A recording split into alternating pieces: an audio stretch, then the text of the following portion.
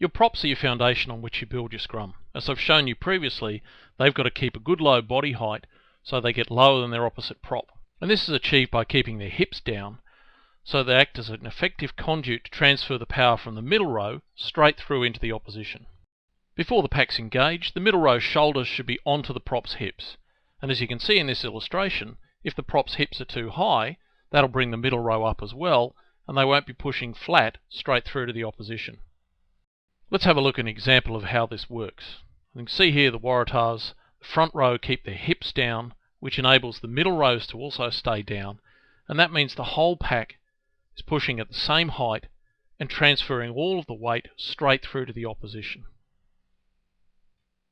And even as they drive through, they maintain the same body height, which means the whole pack is operating on one plane, directing all of the pressure through to the rebels.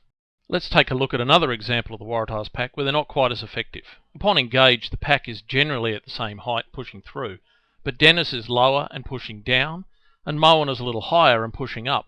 As a result, they're not all working in a coordinated way, and they can't get the drive through their props into the rebels, and as a result, the rebels dominate the scrum.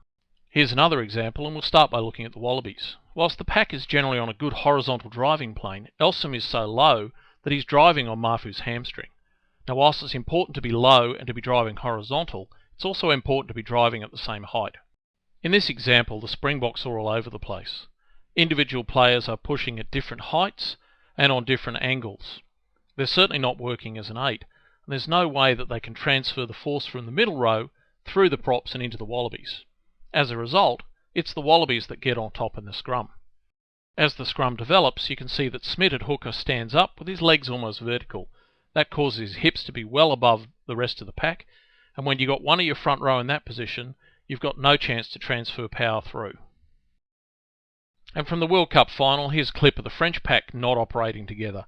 You can see the front row at one height, the middle row at another height, and actually angling down.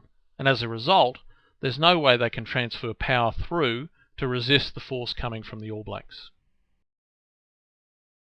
And here's a clip of the All Blacks teaching the Wallabies a lesson. So you can see that after engage, the Australian middle row and Samo have all come up. And you can see that on this side, Horwell's basically popped up above the front row.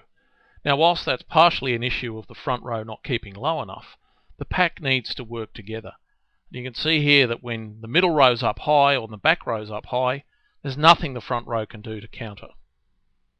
And finally, let me talk about the binds between the middle row and the front row. Before engage, this has to be really tight, so shoulders are locked onto the props, so that when we get to the power of the engage, both the front row and the middle row are working together. You can see in the example here that clearly the English lock wasn't bound tightly, because whilst the front row have stopped, you can see the English second rower's head still moving forward. That loose and sloppy contact makes it impossible for the front row and the middle row to work together, and therefore impossible to transfer power and resist what the French are throwing at them.